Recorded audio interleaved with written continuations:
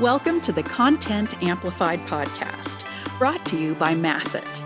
Our goal is to help you get more from your marketing content.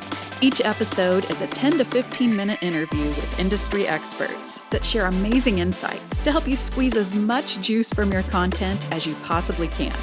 Here's today's interview. Welcome back to another episode of Content Amplified. Today I'm joined by Leah. Leah, welcome to the show. Hey, thanks, Ben. It's good to be here. Awesome. Well, I'm really excited for the theme for today. But before we dive into that, Leah, maybe just kind of let us get to know you a little bit. What do you love about marketing? What have you been up to with your career? We'd love to get to know you before we dive into the subject. Yeah, I guess I sort of fell into marketing. I was one of those people who got a degree in English in college because I didn't really know what else to do. And I did have a sort of a knack for writing. And so somebody said, well, why don't you try to get a job as a copywriter or copy editor, right? And I ended up getting a job as a copywriter for a health IT company back in the late 90s. And, healthcare, health IT is so complicated that once you're in it, you kind of are in it and you keep learning and growing that knowledge base and all that experience and those connections. And so you just sort of keep moving forward in your career. And I've been really lucky to work for a number of EHR, practice management, and patient engagement companies. And sort of in the middle there, I took a break and actually did marketing and patient education and patient engagement for a health system. So I've got sort of both sides of that experience. I think I maybe uniquely understand some of the challenges around marketing in the healthcare environment because of that. And I've just sort of stuck with it and doubled down on all that knowledge and experience, I guess. I love it. I love it. It was funny. We were talking before the show, and Leah and we just found out for 5 or 6 years, we're actually direct competitors, definitely marketing against one another. So always kind of fun to think back at those times. And you're right. Healthcare is a different kind of an animal, requires a different skill set, requires a different kind of content marketing. It's a fun challenge though. And you work with some of the best people in the world. So it's definitely unique, but very, very rewarding. So I love that. And I love that experience and how you bring that to the table everywhere you go. Leah, I'm excited for this subject. So we were emailing before we got on the show, and you have this really cool phrase in philosophy when it comes to how you do content marketing. And that is that there should be no one-off content. And I love that phrase. And I think there's a lot packed behind just 4 simple, I'm counting the words, 4. I just want to make sure I didn't say 5. There's a lot behind that. So what do you mean when you say there should be no one-off content? What does that mean to you? And how does that apply to content marketers everywhere? Yeah, I think I sort of developed that philosophy over time because often in marketing, people will say, oh, you can't track that, or you don't know what the results of that are going to be, or that's one of those things that's sort of nebulous and, there's no way to know if it's working, right? These are really common things that we hear in marketing. And marketing always has had this challenge of kind of how do you prove your value outside of really trackable things, like when you're working on very specific lead gen programs and you're sending an email or doing an ad and you're tracking the clicks and you're tracking, you have some data there. How do you sort of say, like, I wrote this article and it went in this magazine, or I did this press release, or I went to this event, or, talked to this person, these things that people always sort of say, oh, you can't track that. And so over the years, I really did kind of develop this philosophy of, well, if you're not doing anything that's kind of an individual standalone piece, if you really think about your programs and campaigns as one big cohesive campaign, and you plan it out and think about what are all the potential pieces of this, then really you're thinking about it as a bigger, broader campaign, a bigger, broader opportunity. So, when I kind of am planning out something like that, let's say I'm thinking about the next year and my thought is, boy, this would be a really good time or opportunity for us to do a survey, whether that's targeting healthcare executives or patients or, whatever the case may be. I'm going to sit down and really think about the pieces of that, right? All the topics we could write articles about, press releases we could do, customers we could get involved, in addition to things like email campaigns or landing pages and actual content pieces. And of course, as part of that, the piece that is about reusing content or maximizing the use of a single piece and say taking your survey white paper and turning that into short videos and webinars and, social media content and all those things. And I think sometimes people get so focused on the create a piece of content, use it over and over again, that they do sort of forget to think about all the other kinds of parts and pieces that might feel extraneous, right? Does that make sense? Yep, 100%. Yeah. So when you're looking at, there's obviously a little bit more planning and more collaboration and alignment that's involved. Walk us through, what have you found to be really helpful when you're looking at kind of the bigger picture and how you can let your content really fit into everything going on? Obviously it seems like the last second opportunities, you may focus on those differently, but how do you kind of manage the planning of everything? So I really do try to go into every year thinking about, what is the overarching story that we're going to try to tell this year, and then kind of mapping out that story and what are the topics and things that are related to that, right? So it may be a survey. It may be that it's more focused on, clients' case studies and telling client stories. And I do tend to sit down and do kind of the bubble, right? Where like my topic is this, and here, what are all the other topics or what are all the things, right? That could come from that. And I do sit down often with other members of my team or our PR team and really try to brainstorm what are the various kind of abstracts we can pull out of this, right? What are the different themes and topics? Are we missing anything? Try to bring in people sometimes from the outside, like our chief product officer or somebody like that who maybe has a slightly different viewpoint, right? Maybe looks at things a little differently, to try to get as many, ideas as we can about what could we say about this? What could we, where, and looking at kind of the buyer journey, right? So always thinking about, we want to get some more sort of high funnel content over here with articles, podcasts, blog posts, things like that. We want to have some good social content. So really kind of always thinking about what are all the stages of that buyer journey, right? And attaching that to what are all the topics we could be talking about, right? And I think there's a big one that a lot of people do kind of miss, which is those articles and press releases and things that you're kind of pitching out to the media all the time. That's actually one of our biggest sources of actual leads that come in from web traffic is referral leads that come off of those kinds of things. So it is a totally trackable thing, right? I can see that these articles that I had in, Becker's and Healthcare IT Today, right? How many people have clicked over and how many of those actually engaged with us and did something? Those are trackable things, but I think people sometimes don't think about it that way. They're like, oh, all I can see is impressions, right? Which is great too. But there are actual measurable things that you can get off of those. So we just do this combination of a lot of brainstorming around the buyer journey, the different topics, and then try to sort of map out then what are the different content pieces and how will that sort of work? Are we hitting our personas? We have 3 different kind of main personas we target, right? So then we're thinking about we want articles in sort of these different publications, or we want to make sure we've got a nice little video or something that goes, that'll work for these different personas. We're thinking about all those things ahead of time. I love it. And so it sounds like you are also mapping out the distribution channels for all those. Yeah. You talked about earned media, relationships, PR, things like that. So you've kind of mapped out not only the persona, but the buyer's journey and the channels that you're going to utilize for every one of those. Do you try to have coverage on every single one of them, or do you typically focus on certain components depending on the persona and the buyer journey kind of element?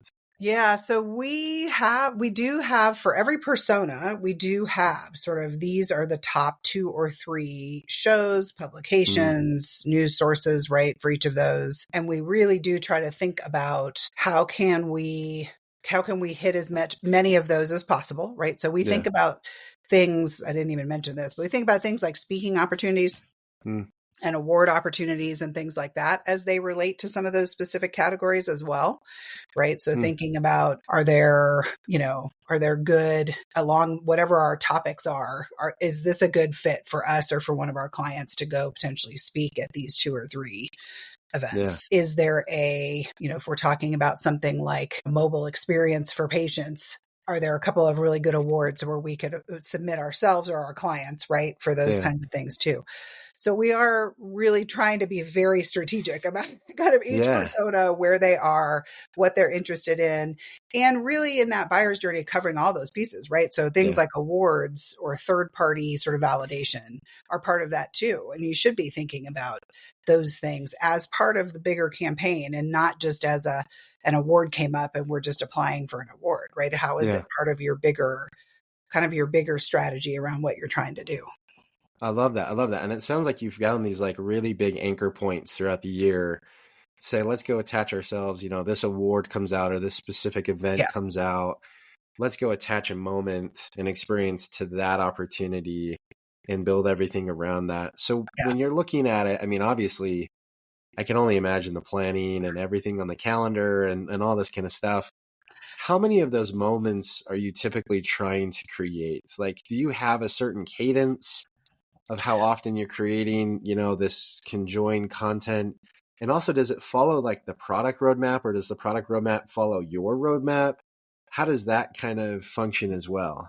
I think that's a good question. That's always an interesting challenge, I think, for any company. Is one of the lessons that I have learned over and over and over again is don't map your marketing program to your product roadmap, because anything can happen, right? Anything Yeah. can happen. Things change. Something comes up, and in fact, I'll give you a great example of that. One of the things that's happened in health IT in this last year-ish is, you'll remember when Cambridge Analytica happened and Yep. Facebook got caught sort of sharing information, right?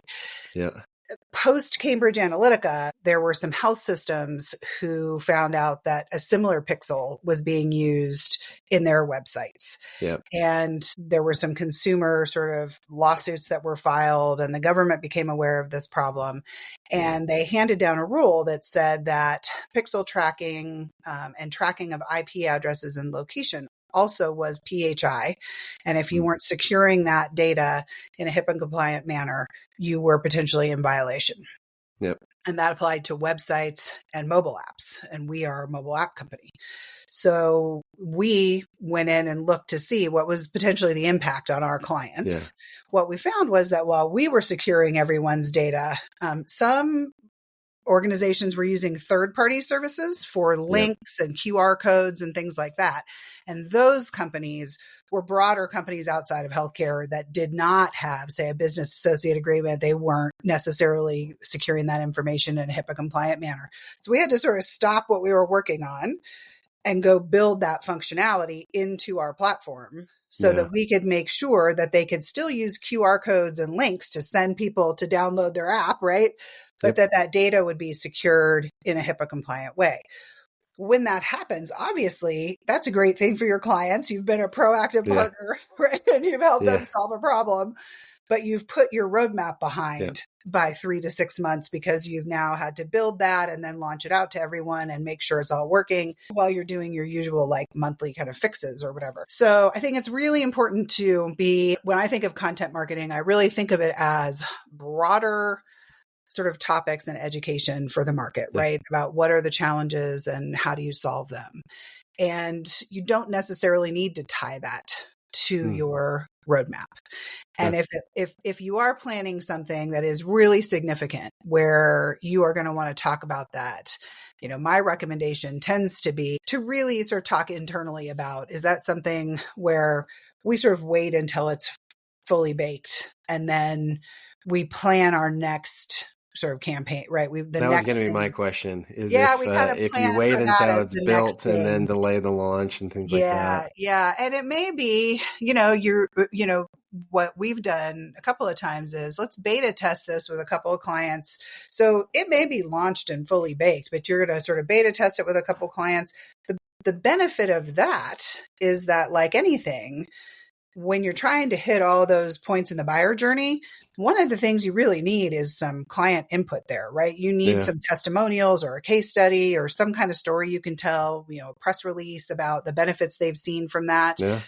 So it is to your advantage on the marketing side to kind of beta launch something and get some of that client feedback and have a client who's willing to talk about it. Yeah. So in my opinion, it's okay to say, but then we'll do like the full launch. We'll have a client who's willing to talk about it. They'll give us a quote for the press release. Maybe they'll give us a testimonial. Maybe they'll speak for us at a conference, right? Now we're actually ahead of the game on the marketing side going in, right? So I think, that certainly is one lesson I've kind of learned is if you can get everyone on board with the idea that let's sort of plan for it, say, we're going to all prep for this, we're going to get ready, we're going to, and then let's get it in a couple customers' hands. And then let's do our big marketing push after they've had a chance to kind of use it. I love that. Yeah. I love it. No, I love that framework because you're right. If we can get the customer data, testimonials, things of that nature, so what if the really big innovators in your industry find out about it and sign up and all that kind of stuff without a big push? It's great. They're going to find the cutting edge stuff. You're really marketing to the, mass majority of people who probably need a little convincing before they're willing to adopt something new anyways. So, well, and I think you probably know this, these days, people are 60 or 70% kind of through that buyer's journey, right? Yeah. Just researching online and kind of reading articles and looking at your website, doing all these things. What they're really looking for from you is things like third-party validation and customer stories and references and testimonials and those pieces. Yeah. So if you go out to the market and you don't have that stuff or you're not working on getting it pretty quickly, you can pretty quickly find yourself in a situation where somebody's like, yeah, I love that. That's great. Can I talk to one of your clients about it? Yeah. Then you kind of are like, well, actually, we're just starting the beta testing or whatever it is. Sometimes slows up your sales cycle. So if you're a little more prepared going into it, it can sometimes be a benefit on the sales cycle side because you are able to say, here's a little video of our client kind of talking about their experience and a link to this article where they talked about the benefits or whatever, right? And you're kind of ahead of the game. Yeah, I love that. And you could even, we're going to grandfather you in on pricing because it's just in beta or who knows what. And totally.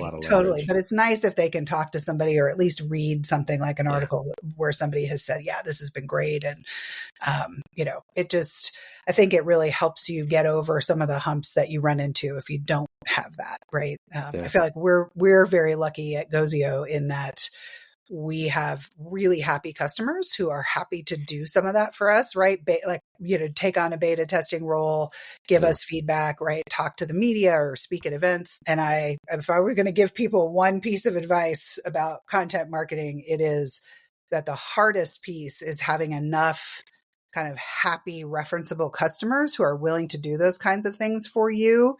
And it is worth putting in the effort to work as a team within your company to build that because it just pays dividends for, forever, really. I love it. That's amazing. Well, I think that's a great send-off note as well. Leah, thank you so much for the time today. All of the insights. I love this concept. I love the idea that you should never have one-offs in your marketing.